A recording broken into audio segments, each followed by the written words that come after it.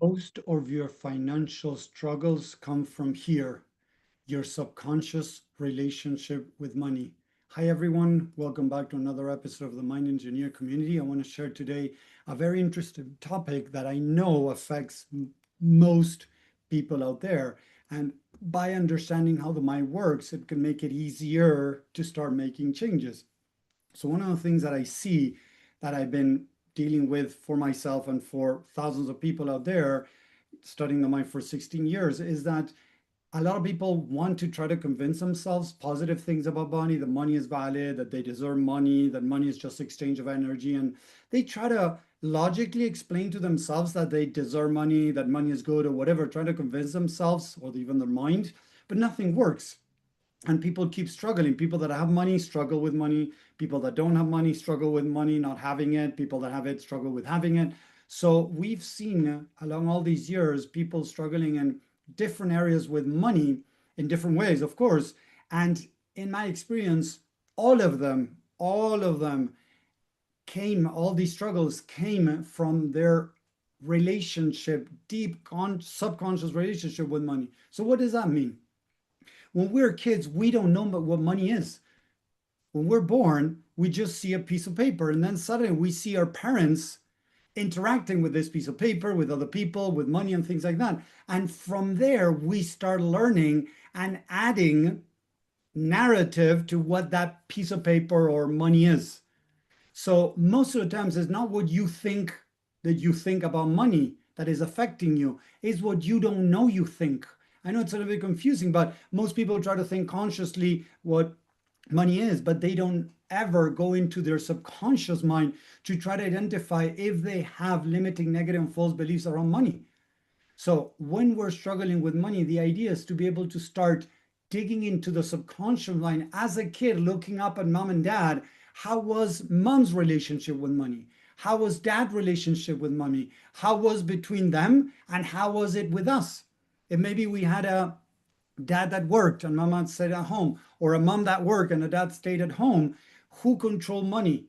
How did they control the other person? If they did, was there any control exerted into the other person that wasn't working? I've worked with a lot of people that maybe the guy went out to work and the woman stayed at home, and then dad was very manipulated with money. So a lot of people that I work with had negative relationship with money because of the interaction that they had seen as kids. Or maybe when they wanted something for them, like as a kid, the kid was asking for something, their parents would say like, oh, there's no money, we cannot buy you this, or no, we're not going to get you this.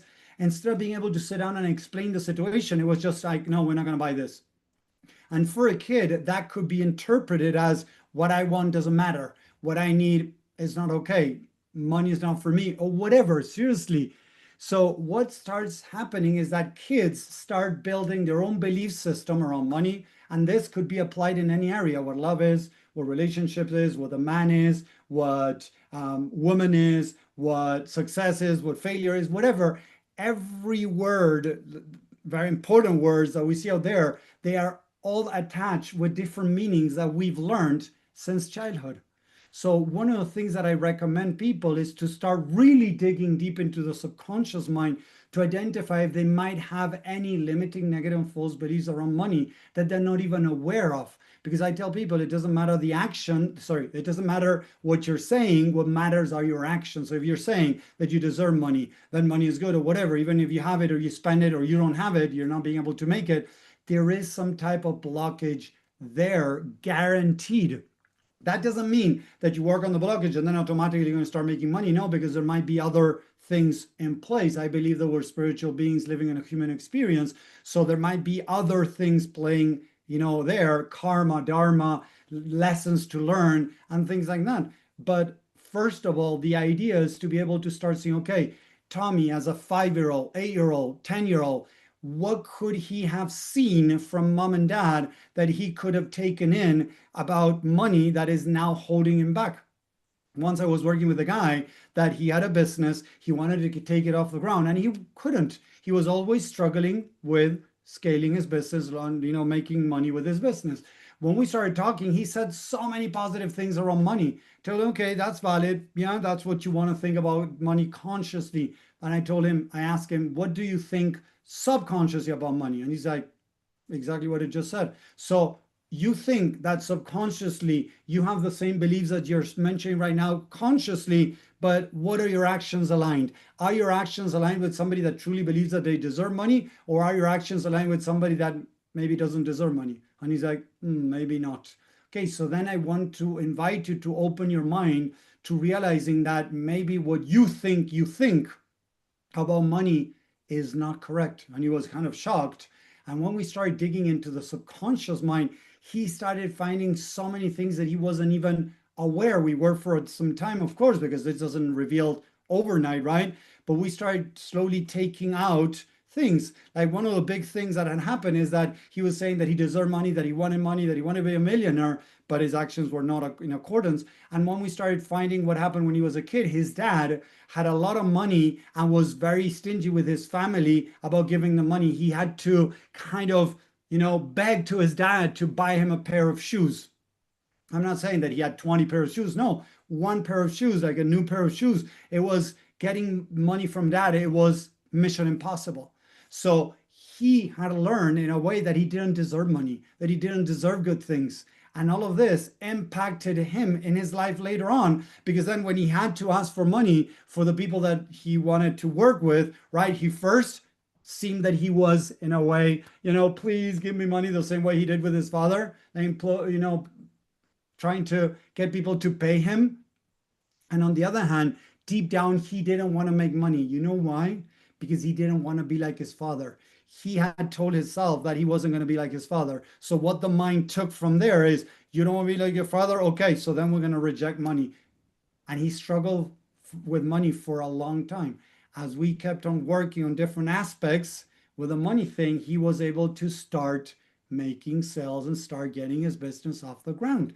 It wasn't overnight. It wasn't one thing that, magic pill, a hack, and that's it. But as he started doing this work, he was able to get out of that stuckness, out of that procrastination that he was going through, and was able to start taking actions. Another thing that he also found is that his dad had taken away a lot of money from the family. So he had seen his dad, how he manipulated the family with money. Then he saw his dad running away with all the money. So he had a big thing against money, that money is bad. So he had a big belief deep, deep down that he wasn't aware of, that money was bad. So as we worked on healing and reprogramming that, he was able to subconsciously start believing something different. And that's the idea with this work. So if this resonates with you, if you have tried so many things and nothing seems to work in changing the way you think about money or your actions, write the word money underneath, and I'll share this tool that I use with the people that I work with to help them start diving into their subconscious mind, entering into the mind, into the subconscious mind, to those deep beliefs that most people are not aware of, to start bringing to the surface what you might think about money that you're not even aware of. So if you want to go deeper, write the word money, and I'll share a free training and a money tool that I have so that you can start working on revealing the relationship, the deep, deep relationship you have with money, and being able to start making changes. I love that. What's the name of this guy? Carl Jung says all the time is, if you don't make conscious what is in the unconscious, the things in the unconscious are going to run your life, and you're going to call it fate. If we don't make things conscious and they stay in the subconscious mind, and that's where most of our belief system is, it's going to be very difficult to change our behaviors. The behaviors are the byproduct of our beliefs in the subconscious mind. Start working on reprogramming, identifying, and then reprogramming the mind, and see how your life starts changing. So if you're interested, remember, write the word money underneath, and I'll get that free training for you that I can guarantee if you put it in practice, it can start helping you make changes.